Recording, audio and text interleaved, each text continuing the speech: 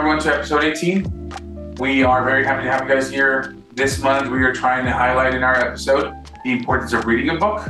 So this episode was strongly focused on the importance of reading and how much of that has an impact on us in our careers and also in our daily lives. And also because September is the Hispanic Heritage Month, we'll have an interview with a researcher that is strongly focusing on cardiovascular disease. So I'm very happy to have that. So in this recording, what we're going to do is we're going to show you guys a little bit of what we are reading and a little bit of the importance that we've had in our careers for each of the different aspects of reading, the books or the genres that we're reading about.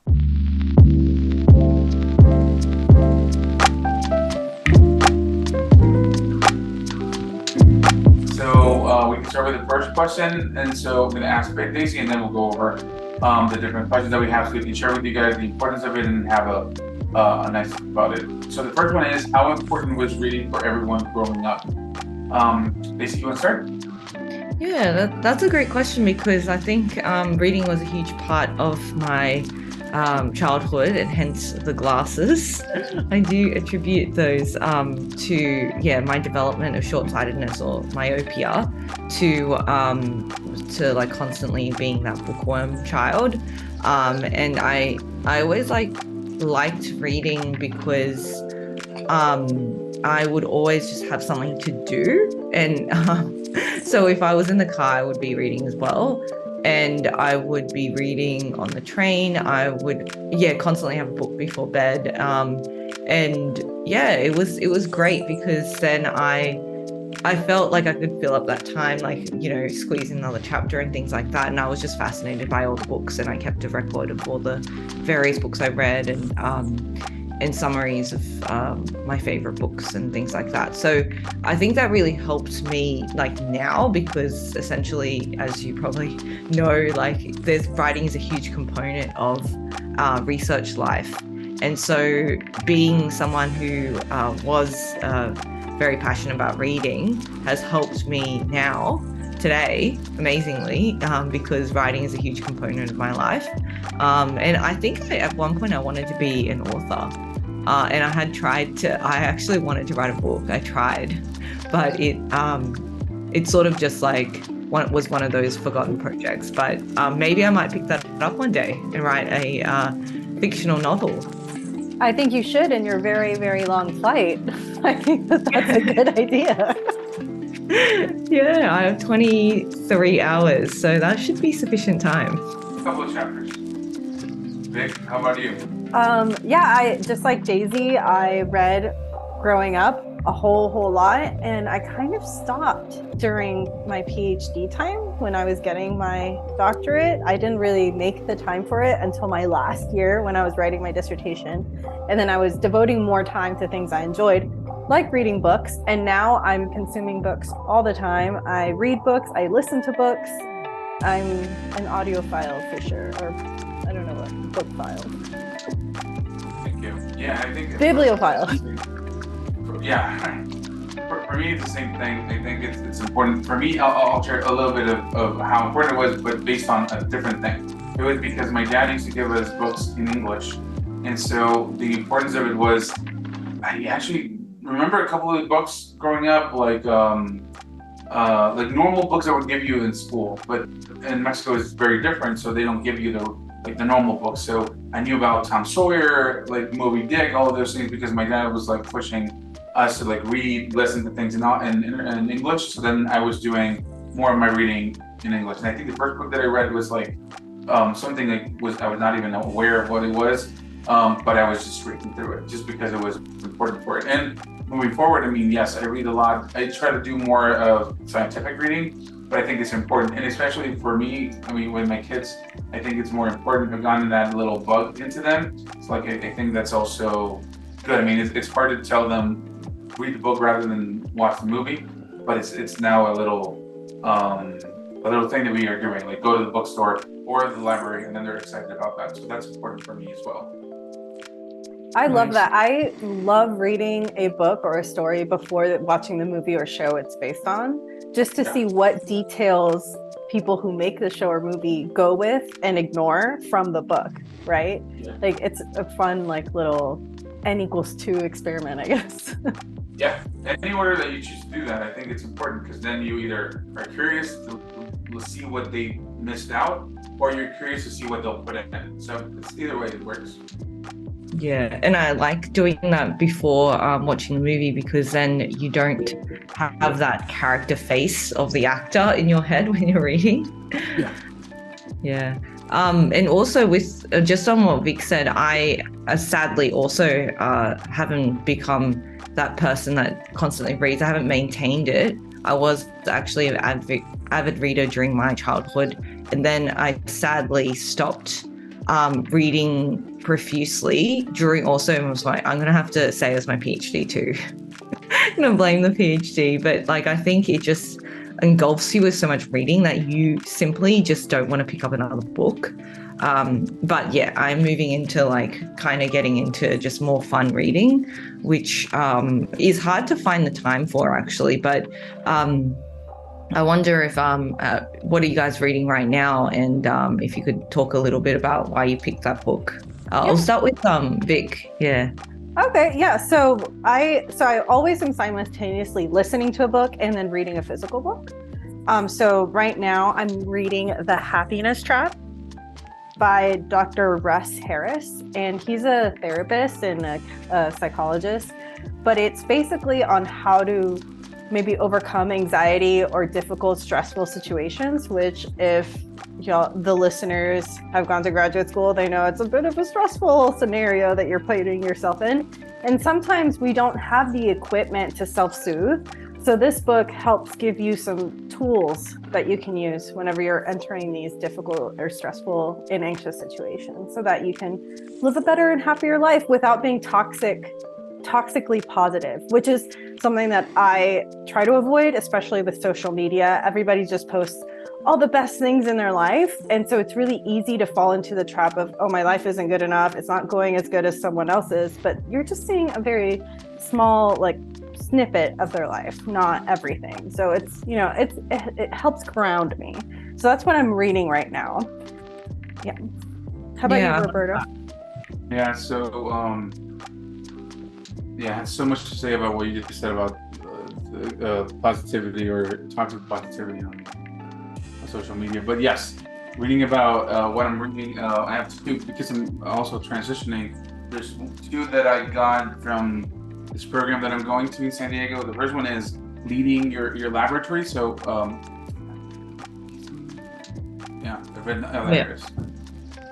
so this one is a very actually thick book that goes into all the things that they missed in graduate school, all the things that people actually didn't tell us before you get a lab. So all those different things are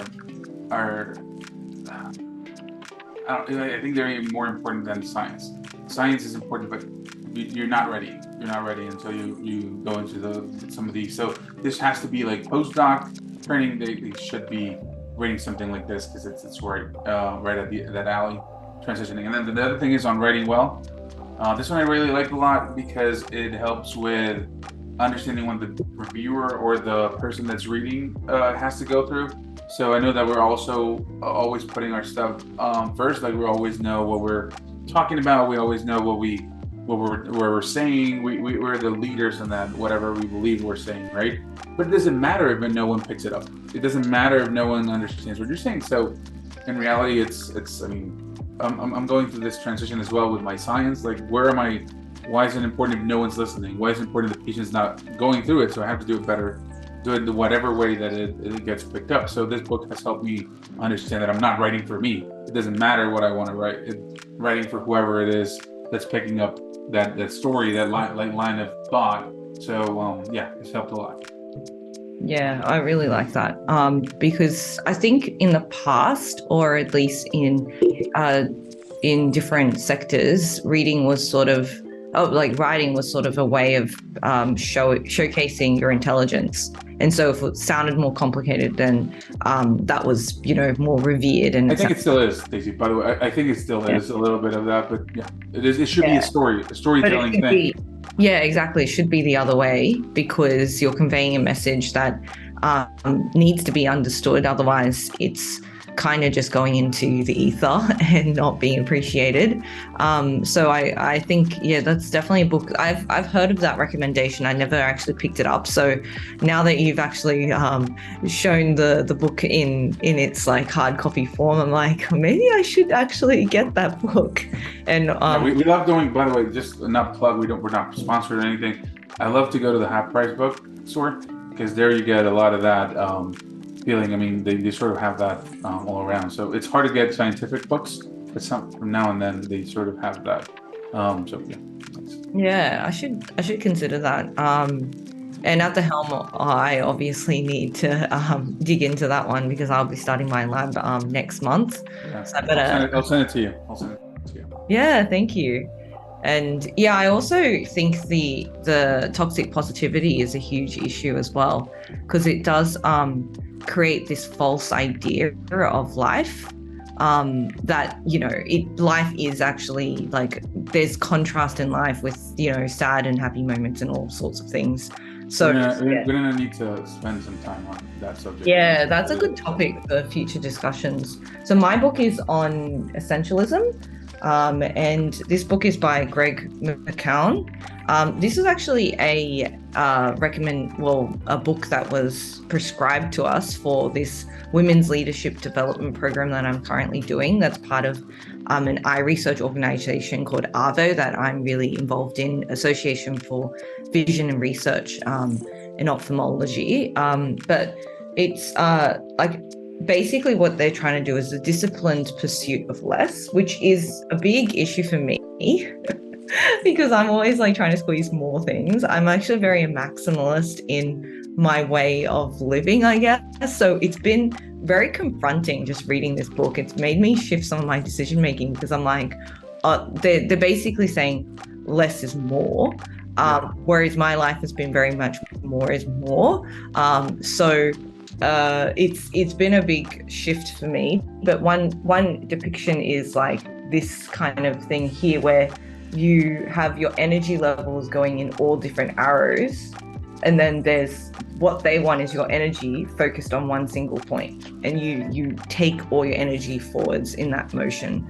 And that means saying no and not feeling bad about that. And there's all these other like things to think about in terms of how you schedule your day and things like that. And prioritizing sleep as well is another aspect of it. So it's interesting because I need to really kind of work with that material and see how it fits into my current way of life. And it's something that I'm still working on because I do like even just being part of a podcast. I think that for me is fantastic, like being part of Behind Our Signs and interviewing people. And I do think that that's part of my kind of purpose as well. Like, and that's one of the guiding forces. Like, so you kind of have to think about your values and then think, okay, what will be inserted into it? Because in essence, if you think like, if you take it back to the whole essentialism part of things, where literally you are a researcher, so you should be just generating data, right? So you can really take it back and strip it down.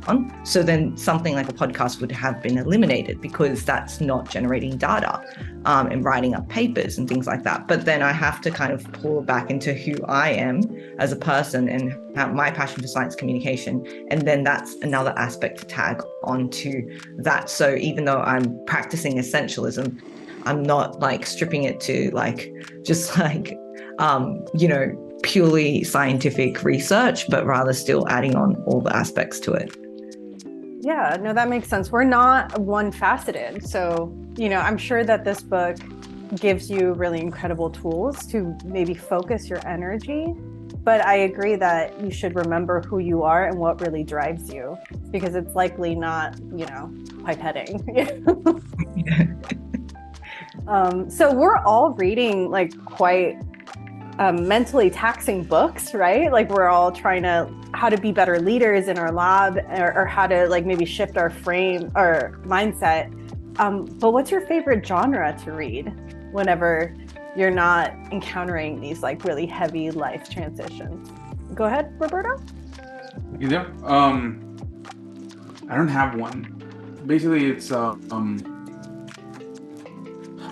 yeah, I'm trying to think of one that like I read the most, but no, I gotta say one of the ones that changed the way that I read really is like It by Stephen King. I read it, the whole thing, and it's so outdated that it's good. Meaning it was I mean you couldn't publish that nowadays, like with the amount of the details that he gives and the rhetoric and everything. So it wouldn't make sense to publish it now. But when I mean it's I don't know if you've seen it, but it's like really big, like a Bible type of thing, like really big. So I think I enjoy something that challenges me to think where the author needed to go. Like where that's what I get my kids to think about. Like, where do you think he was going with this? Like, where do you think he was trying to do? What would you do differently, right? So it's always an assessment so that you can get as much out of it. So I think what I try to read as much is nonfiction, but in reality, I read a lot of fiction. So I think that's one of them. But horror has been one that's been on my mind more recently, and just because it's I tell my kids, I mean, it's boring to like just dream about like nice things and running on a field. I like to be like challenged by that. So I don't know. To me, it's I want to be challenged by something. So that would be probably my genre. Yeah, that makes a lot of sense. I feel like so my favorite genre is mystery thrillers or horror, and I love Stephen King. So I've currently working through some books. The Stand is next on my list because I don't know. I'm excited to read it, but I like the idea of like, I'm being stressed, I'm putting in a really scary situation, but it's not actually me being in it. So I think maybe it's kind of cathartic because I can exit that situation when I close the book or something. Yes. How about yours, Daisy? Yeah, well, the funny thing is I steer clear of horror, and I know that you guys love, all that stuff. So it's like I actually have to block my ears when someone talks about the contents of horror, because then I actually can't walk around at night without thinking like something's going to happen to me. So for me, yeah, I get so freaked out. But for my favorite genre, actually, I read something that's quasi like horror recently, and it was a famous one, Picture of Dorian Gray by Oscar Wilde, which is kind of a bit horror. Like a thriller. Yeah, a bit thriller, and it kind of freaked me out a little bit. Actually, I didn't technically read it. I listened to it, which is a different kind of way of like experiencing the book, because like the narration is really awesome. Like they do all the voices and stuff. I just love that. But yeah, that was my genre that I really like is kind of 19th century. If I had to, like, it transports me into that time, and I quite like that. So when I read the Picture of Dorian Gray, which I had tried way back, I think audiobooks really helped to kind of force me into like completion of the book.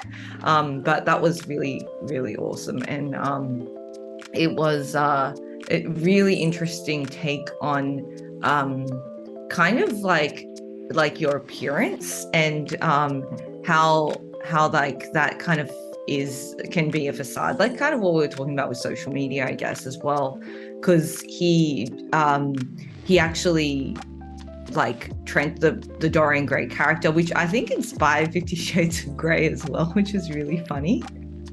But he has this special kind of picture that's painted of him. And I don't know if I've read it. Yeah, but basically it's so fascinating because he kind of like you realize just like the difference between purity, like being innocent, appearing to be innocent, and what's the underlying thing. So you can have like a facade, but then there's the underlying stuff, and he had a special spell on him, and it really talks about like your appearance as well, and that concept of beauty, which I think is really fascinating. So it's a good one to dive into, and how your actions translate to changes in your beauty, because I do believe that's kind of what the book's talking about. Is like what you do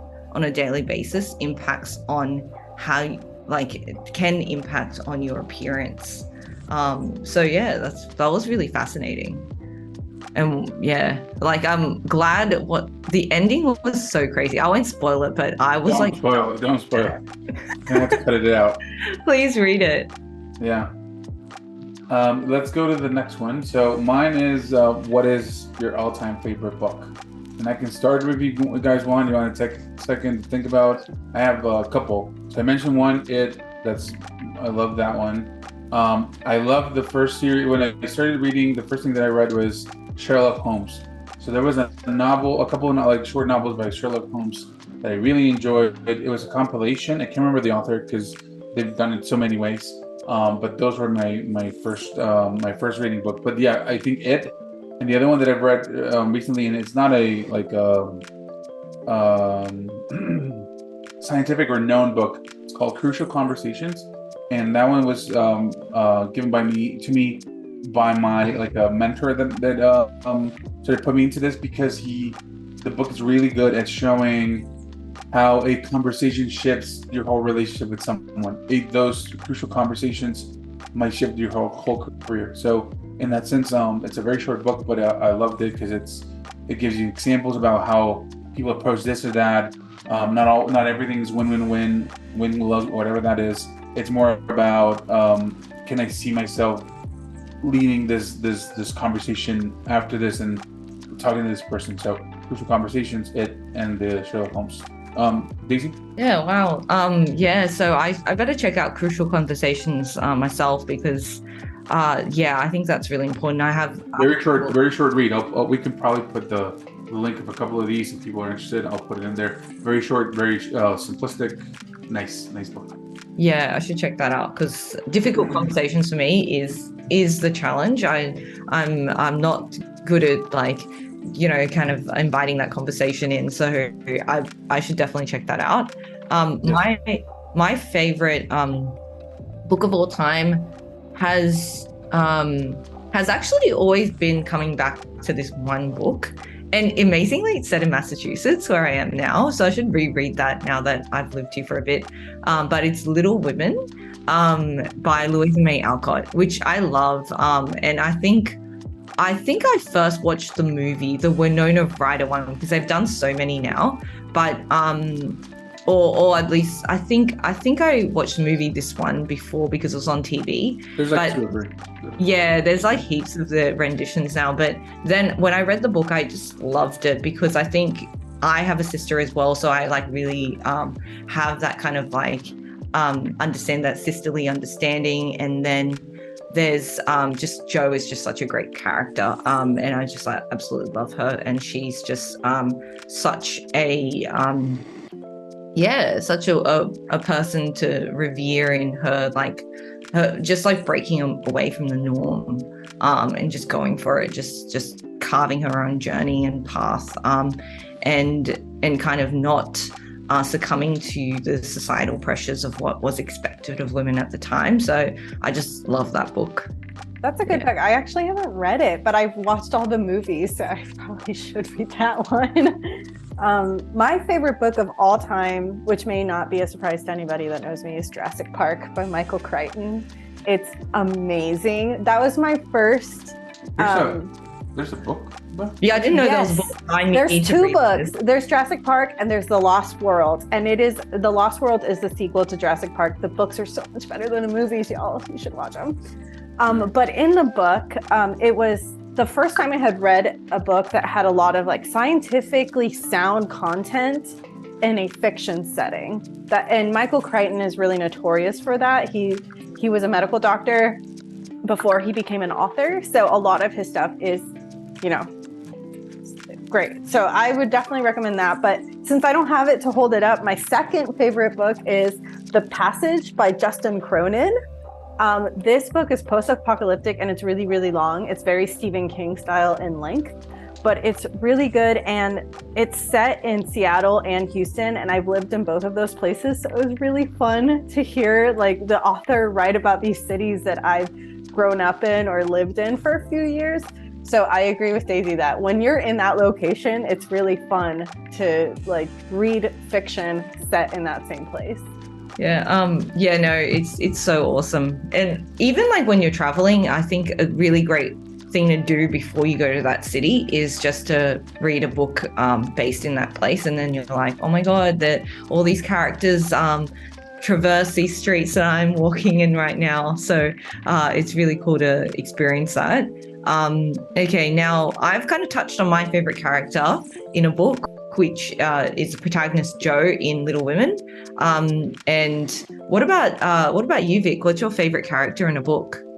So my favorite character is Sarah Harding from The Lost World, which is the second book. If you've watched The Lost World, the movie, completely delete Sarah Harding's version in the film because it's nothing like the scientist in the book. She's a scientist, but she's a field biologist that studies predators, specifically like hyenas and other matriarchal predator families. And she's just a badass. She just kicks butt all the time in this book. And she's going out there to save people from dinosaurs. And it was just really cool. And her character arc was amazing. So when I watched the movie, I was really sad that they made her like this really aloof, women putting herself in danger kind of character, which was, frustrating as a woman. Yeah, definitely. Like it's funny how they transform the entire like kind of perception of the characters in movies. But yeah, that's how it is, and hopefully they'll remake it one day with the more kind of true to the book form of the character. What about you, Roberto? Mine is also on the Stephen King list. So mine is Misery. That's the book, and there's also a movie. But the character that I always found intriguing was, I don't know if you guys have seen it, but Paul Sheldon, that's his name, that's a character. So that's the author that gets trapped in this town. This woman rescues him, and then they go, I'm not going to spoil it for anyone, but basically he's captive there. And one of the main things that drove me to it is, and again, that was back in the day, but she was giving him codeine painkillers. And so this guy was sort of like in that mix of, I'm in the right spot, but he was fighting against it. So I always found it intriguing how he couldn't he had so many opportunities to leave. And so my take was like, I was intrigued by how much of his take on his perception of what am I doing here?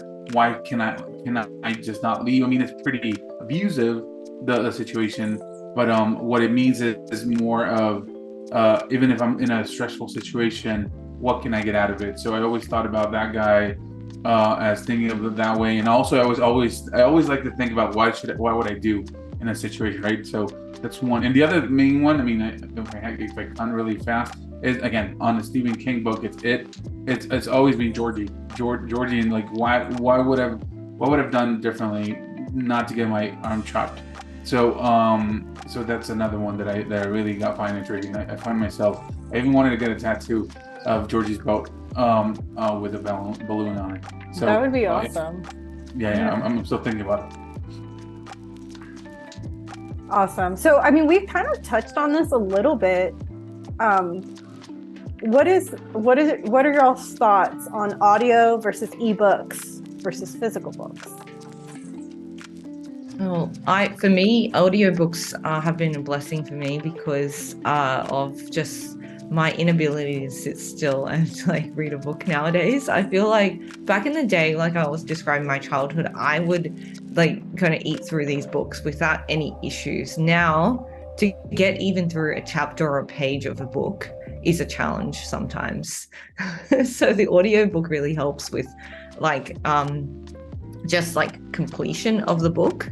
But my preference is the physical book, purely because I think I like I don't really scribble on my books, but lately if I've purchased a book, I will kind of write notes and things, and I think that I just like the ability to do that. With electronic books, I don't actually own a Kindle or like an iPad, so I currently haven't tapped into that. But a lot of libraries have these electronic books that you can just borrow without having to wait for the physical copy. So that's something that I do want to kind of tap into. And in all the notes that I scribble, I actually, rarely review that. So I've heard that if you have the electronic version, you can just export all the notes in one kind of file, which that's something I've been like thinking about, but I have to kind of consider which electronic device to kind of move forward with. So I don't know if you guys have any opinions and comments on that. I'm not an ebook girl. That's the one way that I don't read books. So I don't know. I think for me, no, if it has to be physical. And it might just be old school, but yeah, it has to be physical. I think electronic books are nice. I can't go past like the screen and the I don't know. I can't even with I mean, I can do a research article to go look for the figures, right? But for most, I mean, I have to get like a physical copy. So I'm more of like pen, and then I start scribbling, even though I know it's not like productive to do it the other ways. It's not for me as well. Yeah. But audiobooks as well. I mean, I've tried a couple. But it seems more stressful that I have to be picking up. I don't seem to pick it up as much when I'm listening to it. So I want to go back from now and then. So for me, it's physical. Yeah, I like audiobooks.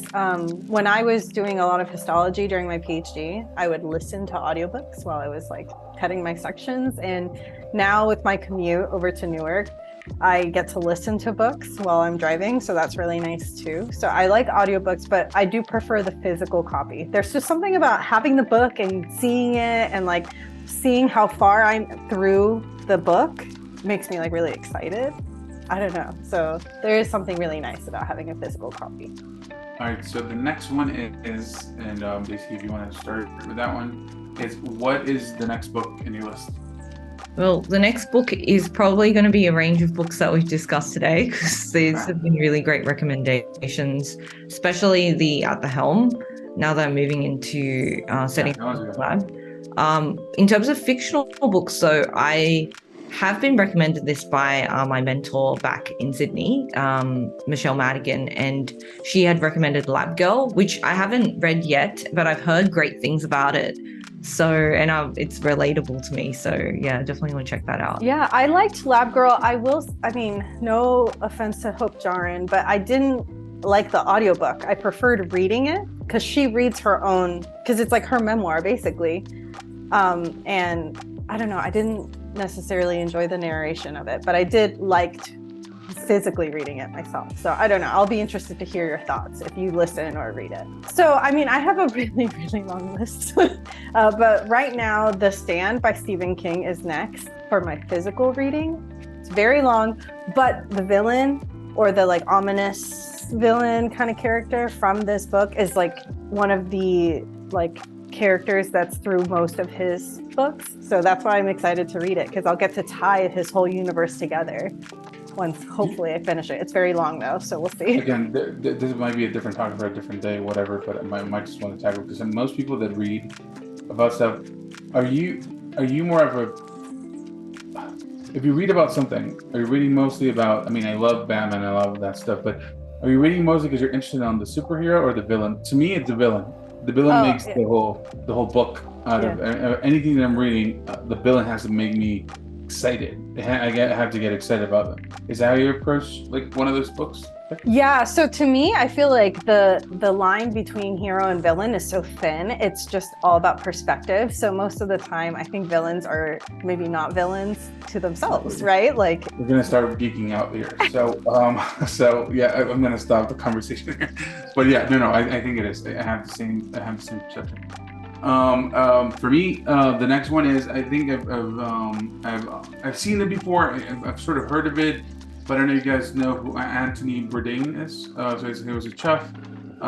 His Kitchen Confidential talks a lot about his life, that I love how he approaches the least amount of things that he's talking about is the food, but he's mostly talking about how food gave him the opportunity to interact with these people. So I don't know if you know about them, Daisy, but he sort of like he committed suicide, and he was a very well-known chef, very unorthodox chef, did things differently. So he had a different perspective to food and all that. So I enjoy his content about him. He has YouTube videos, like a reality show, so a lot of that. But I heard that his book is great. So I think that's one that I want to tackle on. Yeah, those are great book suggestions, and yeah, I need to get cracking at the reading. There's one last question for us, and that's one that I wonder if you've ever had a book that is a challenge to get through, or you've heard that it's a challenge because it's like 1,000 pages or something, but it's something that one day it's like on your bucket list. For me, it would be the Lord of the Rings trilogy, because I do believe I have to commit a huge amount of time to get through it, but I'm a huge fan of the movies. So I feel like I've got that kind of, motivation behind it. But I do think it would take me probably like over a year of just like diving through those books because they're so big. But is there anything that one day is like a one day kind of, I'd like to read this book for you? I'll start with Vik. Yeah, so I've tried reading Atlas Shrugged by Ayn Rand about 3 or 4 times, and I've never been able to. I'm hoping that one day I will, but it's a hefty book, and it's really hard to get through it with like the language that Ayn Rand uses and like the mindset I have, because I usually want to read for an hour, right? But like an hour in this book is like a few pages, so I don't know. It's on my list. I will read it one day. I think for me, lengthwise, it's always, and also interest. I've watched the Harry Potter movies, but I always wondered how much of that goes into the actual book. I don't think it can. It's too much, time that I would have to spend on it. But it's something that I've always wanted to like try to understand why people are so fixated on the books rather than the movies, right? So that's one that I would like to tackle. But based on length, I wouldn't do it. And there's been a couple of books that are very old. I always wanted to like read them, but it has like a different literature text that goes through like more of those very old, I don't know what they're called, but they were basically like the language was very different, and I always wanted, like, it's not poetry, but I've always wanted to wonder like what would that mean to actually understand what they're saying. So sort of those books, but I don't have one in mind right now, but I think they're complex on how they're written. It's an old type of English, and it's I don't know, I've always wanted to understand it fully, but I don't think I have the bandwidth to do that. Yeah, I think one of the first books, I think it's one of the first books for Homer's Odyssey, is something that I've also been like, I think I've tried a couple of times to get into that too, but it's the language. It's just too complex, and it's poetry as well. So then it's like a bunch of things that throw all these challenges on you. And I've heard a lot of these books, like, you kind of just have to go through it without really understanding it fully once. And then the second time, or it's like first pass metabolism sort of thing. Like, you go through it and then you have to basically go through it. Phase 1. Yeah, phase 1.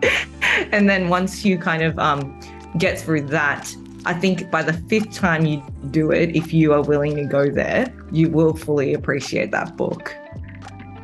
Yeah, that's true. It's an achievement. All right, so that's going to wrap it up for this section of the episode. I hope you guys enjoy the rest of the episode, the interviews that we have for this episode. But also, if you have a favorite book, something that you want to share with us, so you can send it directly to us or our social media. But yeah, reading is very important, especially for kids nowadays. So try to include it as much as you can. There's a genre for everyone. So keep up with reading, at least a book in a year, something like that. But it helps with making a change, especially for younger people. Mm-hmm. So enjoy the rest of the episode. This next piece is an interview I was able to do with Dr. Carmen de Miguel while attending the Focus program sponsored by the NHLBI at UC San Diego. Enjoy. All right, guys. So today for you guys, I have an interview as part of our series highlighting Hispanic Heritage Month. So today I am with Dr. Carmen de Miguel, who is a cardiovascular researcher and focuses on kidney disease and diabetes. So Carmen, today I want to get a couple of questions into you, and then you can give me as much of an insight as you want. We're going to learn from you what you do behind the science and also what you do with the science, right? Okay. So let's start with the first one. So how were you first introduced to what scientific research was? So the first time I heard about research was when I was in undergrad. So the first time I had the opportunity to do research was just, like the typical laboratory classes that you have during undergrad. And then I got very interested into it. But where I am from in Spain, we didn't really have much of an experience to do our own experiments. So I really got exposed to it, like really know what research is once I started my master's in the US. And so you got interested like early undergraduate, and then did you do some rotation, something that really sparked your interest of going into the master's? No, it was, like I moved to the US and I had just finished my undergraduate degree in Spain. So I came here as a exchange student for 9 months in Ohio State. And there I was exposed to microbiology research. Something that I learned was that I didn't like microbiology research. So from there I was very interested so my background is in biochemistry in Spain, my undergrad. And then doing microbiology, I understood that I didn't like it and I was more interested in knowing more about the whole body. So that's how I got interested in doing a master's in cell and molecular biology. And then eventually my PhD in physiology. Okay. So do you think that there was like a particular moment or something where you decided, I'm going to pursue a career in cardiovascular research? Was there a specific time or memory? So I think that was so my master's was more in endocrinology, and really we were looking at how the gut and the brain were in contact, during reproduction. So then once I started looking for places to do my PhD, that's when I moved to the Medical College of Wisconsin. And in the physiology department, they have a very strong renal physiology in general. And specifically looking at high salt and how it leads to blood pressure increases. So salt-sensitive hypertension. So that's how I got into cardiovascular in general. Okay. Normally, like when people tell me about their background, there's like a particular personal motif, and for example, I had a lot of people in my family that had diabetes, so I was really drawn into diabetes research. Was there something personal close to that? In my case, that wasn't the thing that made me interested in it, but it happens that my mother has a heart disease, but it's not why I studied. Obviously, how life is, like sometimes things come together, right? So that's, I don't know, like it wasn't really that the reason for why I did my PhD, So as part of our September episode highlighting people that identify Hispanic or celebrate Hispanic Heritage Month, what do you see it's a valuable asset that Hispanics bring to scientific research? Yeah, that's a good question. So something that I think that is common in all of us is that we are very passionate about life in general, but when you get something that is as interesting as research, I think that makes us very dedicated to our research. So I think that really gives us like this resilience to keep doing it despite obstacles and setbacks and all of that. So I think that that's something that is strong for us. And we are also very warm people. Like we like talking to people. We are, anyway, like I think that really helps for creating collaborations between different scientists. And I think that that's a strength that we have that other people from other ethnicities may not have. That's great. And so do you see like, a lot of researchers that might be Hispanic or from other places, other backgrounds. Do you think there's a specific area where you see much of the impact of Hispanics doing research, especially in the cardiovascular field, might have a better focus or impact, or has a bigger overall that it makes a change? So specifically for the kind of research that I do with high salt and hypertension, we know that the Hispanic population is especially sensitive to this, and we have many cases of salt sensitivity, for example, and in general cardiovascular disease, diabetes, and all of this. So I think that when they see that you are also Hispanic, they feel, I don't do clinical research, for example, but I have Hispanic friends that do clinical research, and they are more successful in recruiting these kind of populations to their studies because they kind of feel that closeness, you know? Yes. Yeah, we see a lot of that in our community approach nowadays, where you feel more involved with the research, where the researcher or the person that's giving you or enrolling you into the study, it's actually from the community. Those little things appear to affect the community-based approaches more than we believe it is. It's understandable, it is, right? Because if you see someone that is close to your culture, you know that they are going to understand you much better. Yes, and I think that's something that the regular approaches to medicine are sometimes lacking that area, and that's something that programs like the ECHO program that we are, like for example, UNM has that we're trying to get involved in, but it's also being promoted in many different universities. So that's great to hear. So we're here for the FOCUS program, the FOCUS Future Faculty of Cardiovascular Research NHLBI program here at UC San Diego. And you were part of it last year, this year, as well as I was. Where do you see the program benefited you the most that you hadn't seen in your career so far? Well, I think so. Part of the program is to have two mentors here at UCSD that have kind of the same expertise that you have, but they bring like a fresh perspective to your research or to your grant.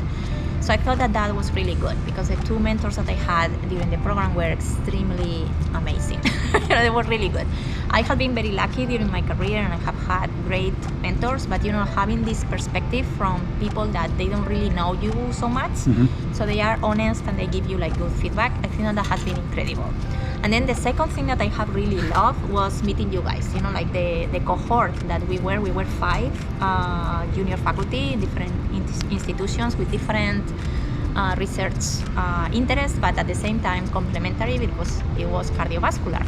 So I think that was really good. And the feedback that I got anytime you guys look at my grant, for example, the application that we are trying to submit, I think that was really, really helpful to me, all the comments that I got back.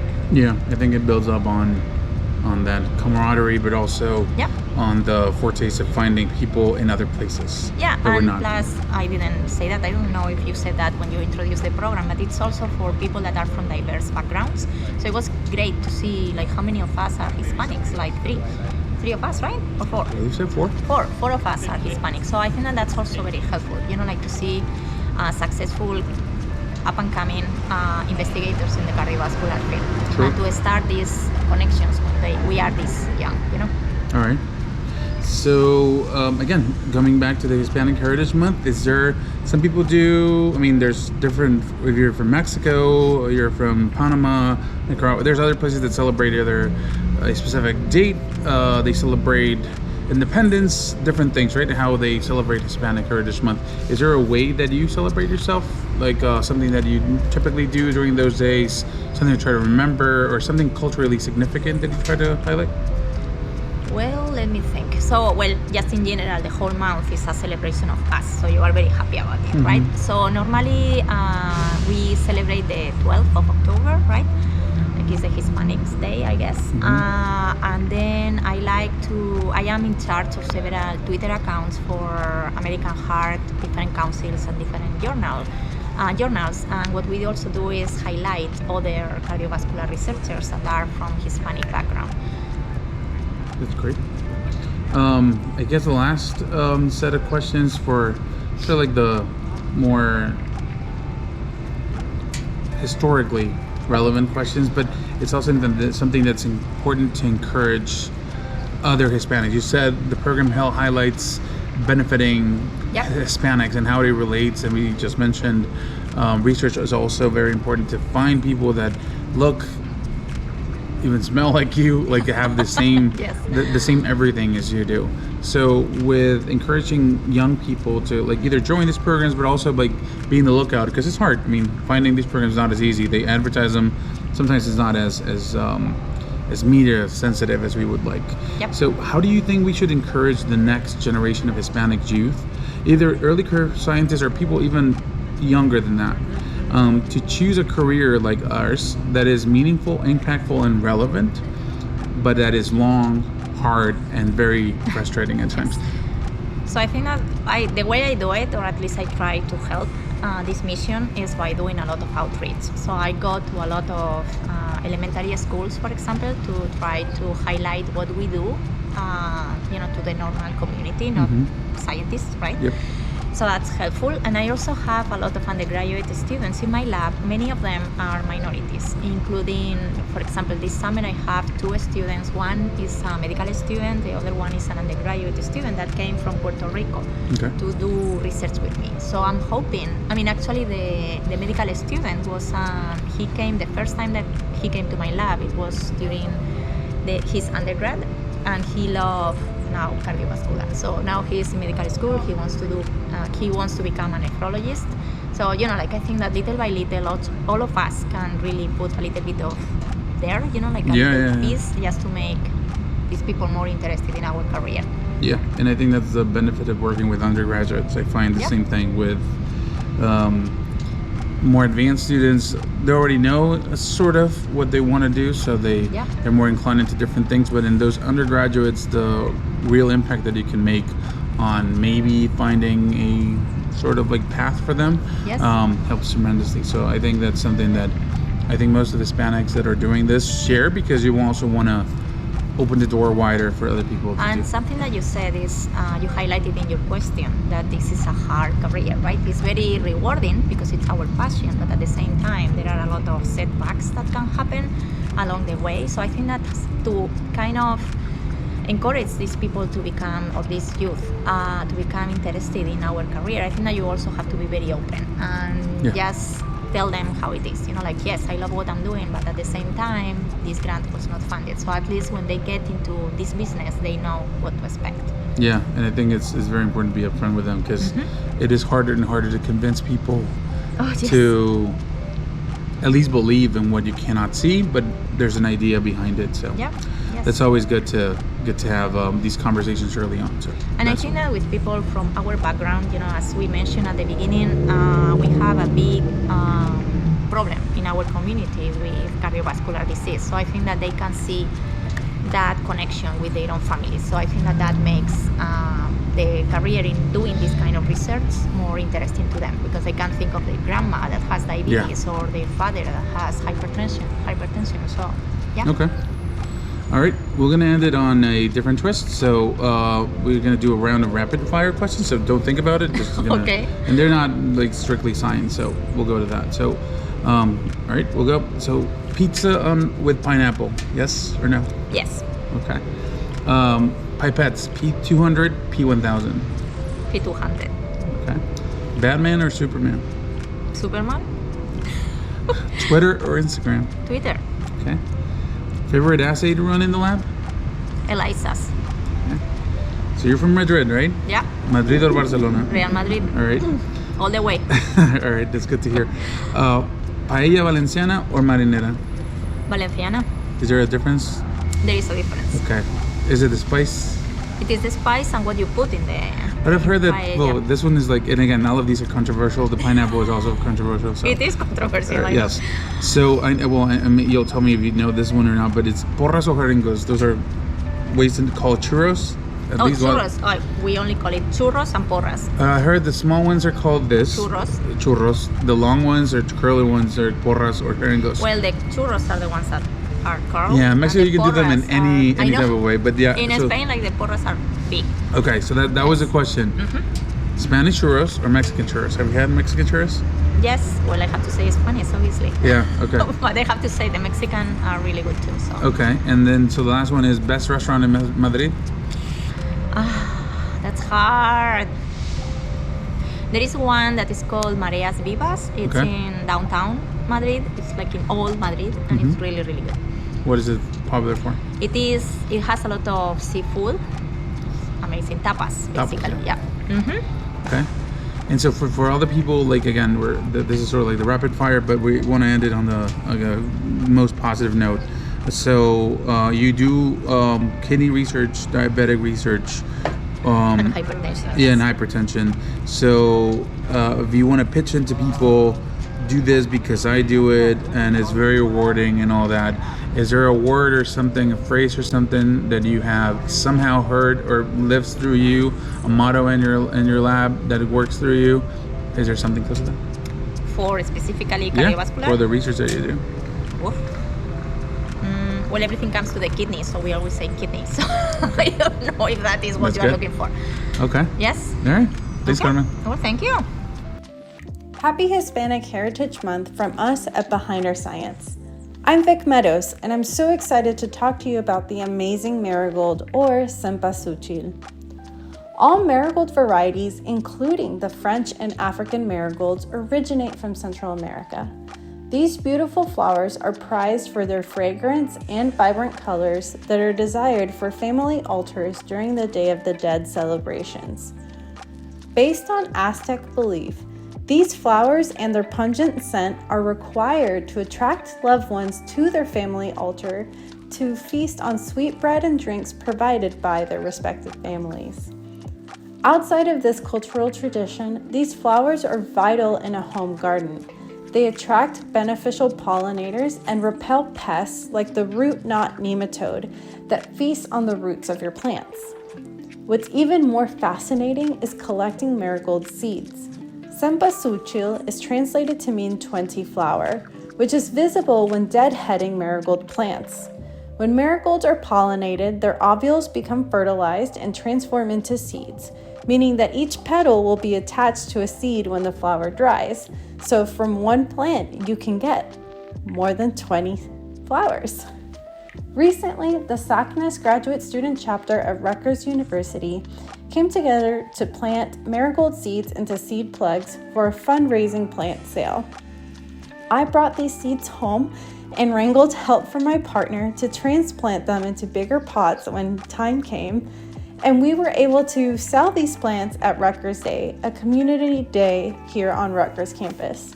We were able to share information about marigolds both in the cultural and scientific context, which was awesome.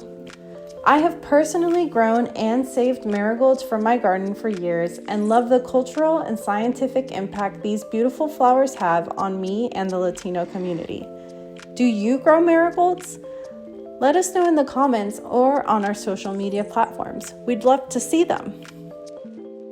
Let's start with introducing yourself, where you are in your career stage, and maybe a little bit of background, whatever you want to share. Yeah, sure. So my name is Catherine Rojas. I also go by Kathy, and I'm currently a graduate student at Rutgers University. I'm in my third year of my PhD program here at the toxicology program that we have. And yeah, I'm not sure what else. I guess I grew up in New Jersey, born and raised, and I typically stayed in New Jersey for most of my schooling. So I went to Stockton University as an undergrad. Not really research heavy there, but I did manage to find projects and things like that, specifically through my advisor. So that's how I got into research in undergrad. And then I went to Rutgers for a research internship over the summer of 2019. And that's where I kind of grew my connections towards grad school, because the coordinator of the summer internship program was actually also the director of the toxicology program. So after talking with her and like building a relationship with her, Dr. Lauren Alexunes, she helped me actually like apply to the program, and then she like later welcomed me to the program. So that was really nice. But yeah, I've been here ever since, and it's a struggle, but it's worth it, you know. Mm-hmm. Grad school in general or Rutgers? I would say grad school in general. The thing, I know like some people complain about Rutgers with certain like administrative processes and stuff like that. I haven't really had any issues in terms of that, but I know others have. I guess I just like try to keep things as simple as possible. Like I don't know. I try to like just stay in my lane, and I haven't really had issues personally. Okay. No, that's great. That's great. Yeah. So you said you're a Jersey girl, but without actually saying #Jersey girl. What is the thing that means being from Jersey? What would you say is New Jersey? That's like a big question because I feel like there's always division between like North, Central, South Jersey and stuff like that. So mainly where I grew up was North Jersey, and it's very diverse there. So you could literally go on any street, you'll find 5 different cuisines, like super fun. And I feel like where I grew up was specifically diverse. Like I could probably count on my hand how many like white people there were in my grade. Yeah. In my school at least. Yeah. Like it, literally I've always just been surrounded by other cultures and things like that. And being Latina, like I always felt super comfortable in that atmosphere, but then getting over to undergrad, I moved all the way to South Jersey. Different atmosphere completely, because there's definitely not much diversity down there, like at all.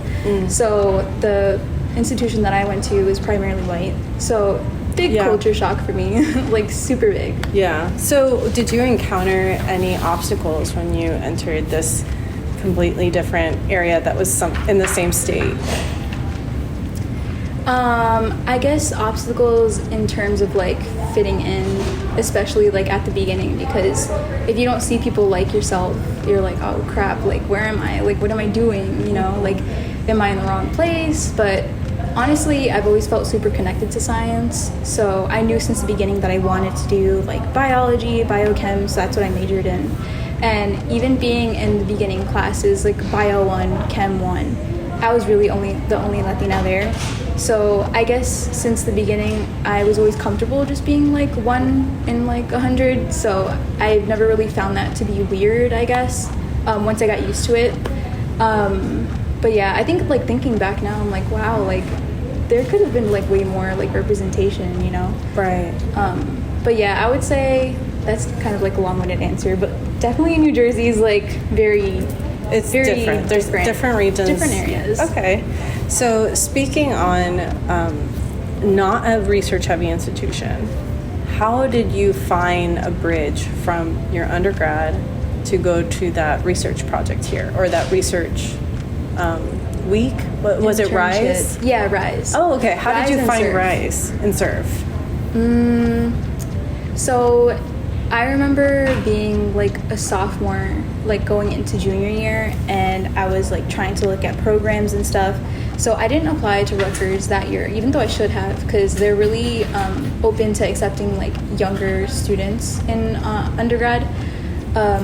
So yeah, I would say that I mainly got to know through like other people at my school that maybe did an internship, but it really was very rare. Like out here, like, oh, this person went to like Montana to do like this type of program, and I'm like, oh, I didn't even know that was like a thing. Yeah. So I actually just had to do my own research and like look at things. Like nobody in my family really ever did internships. Nobody in my family is like into science. I'm like the only weird one.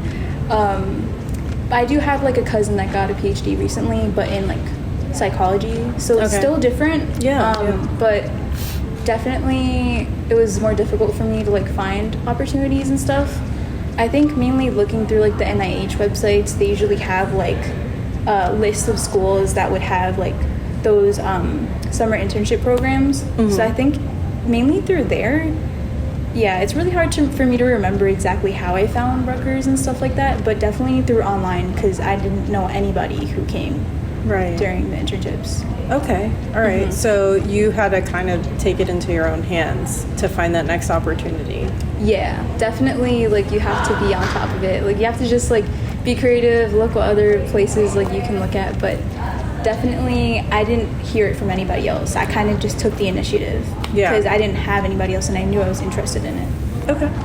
Right. No, that's awesome. I similarly did not know of any of these opportunities, and I think they're freaking amazing. And I really wish I had been exposed to that when I was an undergrad, because I went to a very small school, middle of Texas. You know, didn't like it was a Baptist school even, so it was like science was like one of the major options, like which I majored in, but it wasn't necessarily exposing me to the opportunities that I like other people get.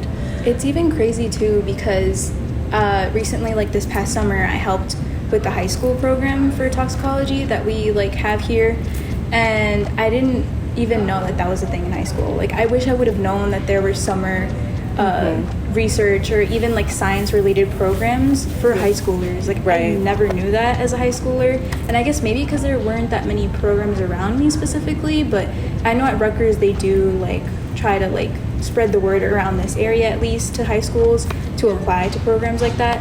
I mean, of course you also have to have the income to even send your child, so I don't think my mom or dad would have been able to like afford something like that, but I know that every once in a while they do have like scholarships and stuff. Of course they're like harder to get, but that's another take on it too. Maybe its availability is low, which increases the like difficulty of getting those kinds of scholarships, right? So no, that's an interesting point. Like if your parents can afford it, you're more likely to find resources to help you succeed. Okay. So you mentioned toxicology a lot, and I know that we're in the same department, but describe your toxicology program and why that's of interest to you. So I gotta like be honest, like at the beginning I didn't even know what toxicology was. Like in undergrad, like I had no idea what I got myself into. Thank God, because I'm like, what is that? Yeah, it's a very niche field that you would never know about unless somebody told you about it or unless somebody introduced you to it. Because it's like, you don't grow up and say, oh, I'm gonna be a toxicologist, you know? Like you grow up and you're like, oh, I'm interested in science, I'm not sure, you know? So I didn't know at the beginning. It really only wasn't until I had that internship experience and I knew the director of the toxicology program that I was like, okay, I might as well just try it out. Like, and then once I did more research on what toxicology is, I realized it was very interdisciplinary, I guess.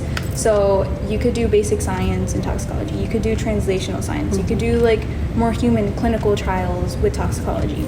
So I knew I wanted like a taste of everything, and especially since there's like inhalation toxicology, there's like so many different fields within toxicology that you could really spread yourself out and see what's out there. Like a girl wants options, it sounds like. Yeah, exactly. Like if I don't want to just go into like a program for immunology. Like I love immunology, like don't get me wrong, but I want it to be applied to something.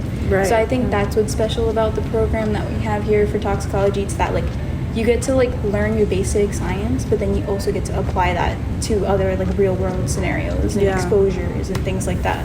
I love a translational moment. Yes. Okay. So would you recommend toxicology to other Latin and STEM?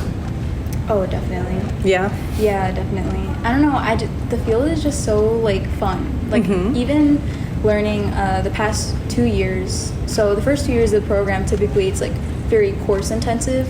So when you go through the courses, you literally learn about everything, like neuro, immunology, skin, gut, like everything you could think of you learn about, because everything could have some potential like toxicity.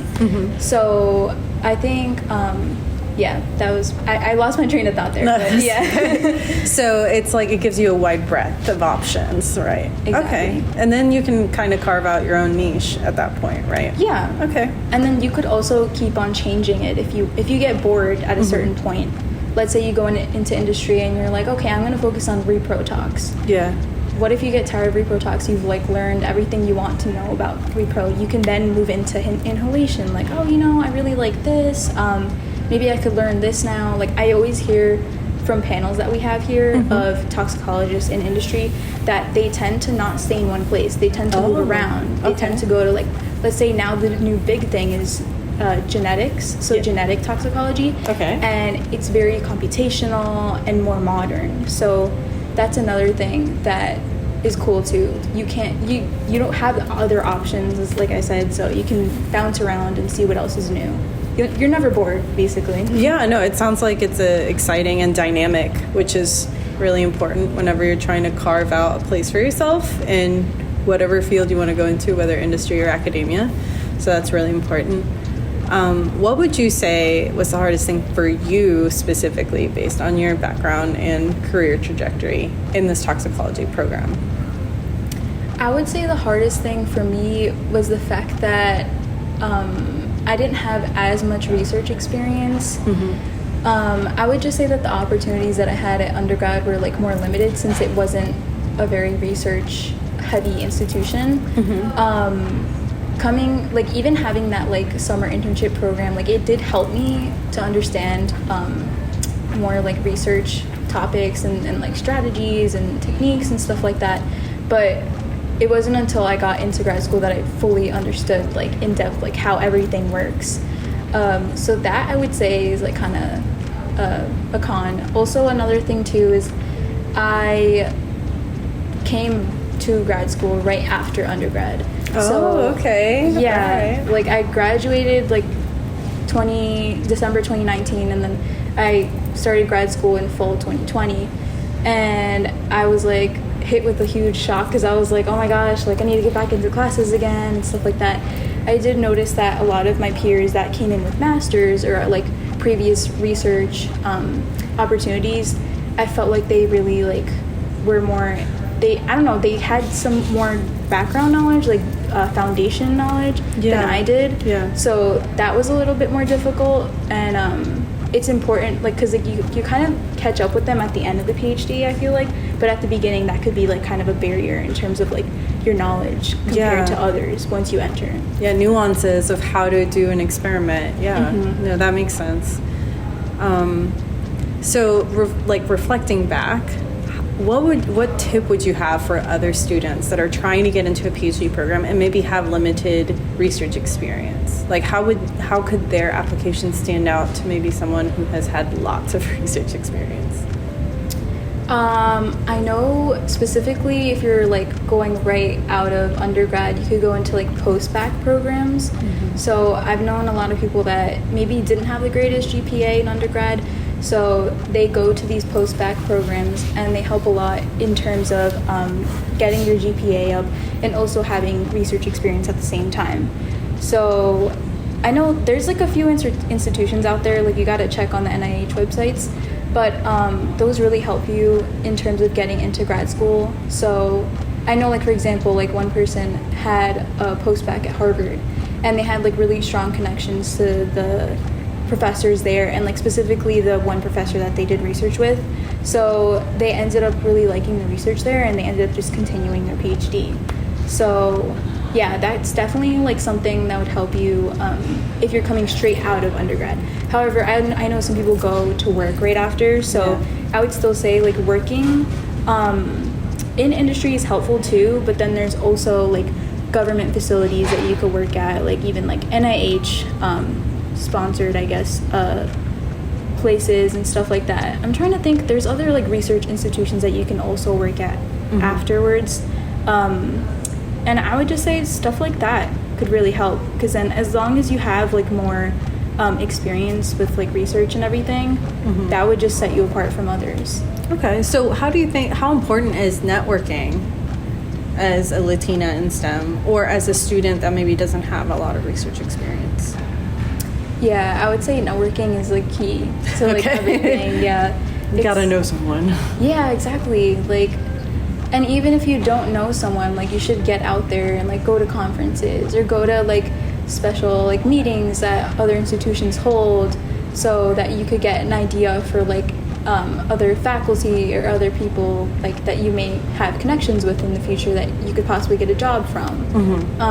But definitely networking is like so important, and it's hard because it's awkward at the beginning. Yeah. But then once you keep on putting yourself out there and you keep on like practicing, I guess, it does get easier, and especially once you find the field that you're really invested in, just even talking to professors that like write papers in that field is like so important, because then you get to have these intellectual conversations that you would have never thought you'd have one day, and it's like it's cool just to see progress. Another thing too, but definitely networking in terms of getting jobs and stuff like that, because how important is it to, I guess, be your whole self whenever you're here as a Tox student or you're in the research lab? Like, do you feel like your diversity in thought due to your background and upbringing plays an important role in your research? I would definitely say that, because let's say like in the past, historically, like there haven't been a lot of sex differences research. So I remember like I minored in sexual studies, I guess, like gender differences studies, And I think those classes like really helped me like find the words for certain situations that you're kind of put under when you're like a minority in certain situations. So definitely like learning about those differences and then like applying that to your research. So I got really invested in like sex differences, so then that's what I'm currently doing with my studies now. Like I'm adding that aspect to it because not a lot of people in my lab did in the past. So having that there is like really important for me, just because of like I'm just genuinely interested in that aspect. But I know I would say that's pretty much it. Okay, all right. I guess like what is celebrated during Hispanic Heritage Month that matters to you? Okay. Yeah. So I guess more representation in all like aspects. So representation in terms of like the ideas that you put forth for like certain projects or like research projects and things like that. And also just like more representation in groups that you may be a part of. So like let's say SACNIS, like we're super involved in SACNIS now, and SACNIS sure like can be like filled with like Hispanic or Chicano like individuals, but then we also help out others, like so our Like other historically marginalized communities. yeah exactly. So like I feel like that group helps with representation and helps with like, you know, really putting minorities like out there and just like having more opportunities. Representation is also what I like the most, is like I get to learn what Latino, Latina, Hispanic person did in whatever year, in whatever field. Proud. Right? I'm like, yes, para la raza, let's go. No, I freaking love it. And it's hard because, especially in STEM, representation is increasing. Like, we are pretty lucky, but just a couple generations ago, it was hard to find. And like I didn't meet my first like Latina PhD professor or whatever until I was when I turned 30. So it's like, that's crazy. I know. That's bananas because there's so many researchers that are like Latino or Hispanic. So well, that's like another thing too with intersectionality. Like we're not just women, we're also Latinas. So it's like, it has a whole nother layer to things, and I don't know, it gets kind of confusing sometimes because you never know whether like people are like saying certain things about you, whether it's because you're a woman in science or whether it's because you're Latina in science. Yeah, you have like, 2 strikes against you now, so I don't know how to take this microaggression. Yeah. Okay, so we're going to do some science rapid fire. So, serological pipette or handheld pipette? Handheld. Yes, my girl. Okay, IHC or IF? I know it's rapid fire, but it's such a hard thing because IF is so much more quicker. Like you get results, and like IHC, I've just had more trouble with IHC. I feel like, so IF. IF. Okay. All right. So since you study lung, so macrophages or epithelial. Macrophages win everything. Okay. That's it. That's M1 or M2. There we go. We can go back. That's a good one. That's a good one. M2. Anti-inflammatory. What? No, I got a little spice. No. We got a little spice in there. Okay, so wound healing or pathogenesis? I love pathogenesis. Yeah. It's so interesting. Yeah. Okay. Yeah. Inhibitor or antagonist? I would say inhibitor, like more direct, you know? Okay, yeah. All right. Okay, so then inhibitor or agonist, now that we're like opposites. Shoot. I mean, I'd still say inhibitor, you know? Just try to relax a little bit. Like, let's not do too much. You gotta take a chill pill. Okay, so holistic medicine or precision medicine? I don't know, precision medicine is really cool now. Like how it's all like genomic based and everything like that. Like I feel like it's more specific. Yeah, it's individualized, right? Yeah, personalized basically. I guess any concluding thoughts, like since you are at the end of your day and you're freaking tired, you had a mentor today, you had your research experiments today, and then like now you had to sit down and talk and be recorded. What are your concluding thoughts? Like, what is it being Kathy Rojas in STEM? It's a lot. It's a lot. Yeah. I mean, I just try to go for every opportunity out there. Just because you never know where that'll lead you. Yeah. Like, I love that. Like, I love having different paths to go down, different options to go towards. And usually I end up in the right path. So Love that. I just have faith in that. I'm like, okay, you know, I'll just do everything I could possibly do and then try not to overwhelm myself, which is really hard. That is hard. Saying no is like stretching myself too thin because I can't say no. It's like so, a key. It's like literally this part of my brain is that. So yeah, like sometimes, like even yesterday, they're like, okay, let's do this, and I'm like, I'm sorry, I have to cut you off. Like I can't. Like I have too many things on my plate. Like, yeah, that's another thing I would say is like a bit of a struggle sometimes because I really want to do everything, but like there's not enough time in the day, man. Yeah. Like you 24 can't pour. hours. You can't pour from an empty cup. You can't give 100 to everything. Yes, no, preach. Thank you so much for joining us on the special Behind Our Science podcast episode where we celebrated Hispanic Heritage Month and also celebrated book club and talked about some of the books that we were currently reading. And for our listeners out there, we'd love to hear what books you're currently reading as well. So please share that via social media on Twitter or Instagram or Facebook. We're curious to hear what books you're currently reading and what some of your favorite books are. We heard from some incredible Hispanic researchers in this episode. Thank you to Carmen de Miguel and Catherine Rojas for enriching our perspectives. And thank you to Vik for sharing about the Mexican marigold and adding another unique layer to our understanding of Hispanic culture. And we have some very exciting news for you. The next podcast episode of Behind Our Science will be coming to you live from Salt Lake City in Utah because the Behind Our Science team are headed over to Utah for the upcoming conference, which will be a joint meeting of ASIP, the American Society for Investigative Pathology, the Histochemical Society, HCS, as well as ASMB, which is the American Society for Matrix Biology. And the conference will be on elevating science to new heights, tissue, matrix, and pathobiology. And it promises to be an extraordinary gathering of minds. And we're excited to share a lot of content from the conference, from posters to talks and interviews with various attendees. So please tune in for that. And we're excited to show all the cool things that we get up to at conferences. So stay tuned for that. And until then, keep elevating science.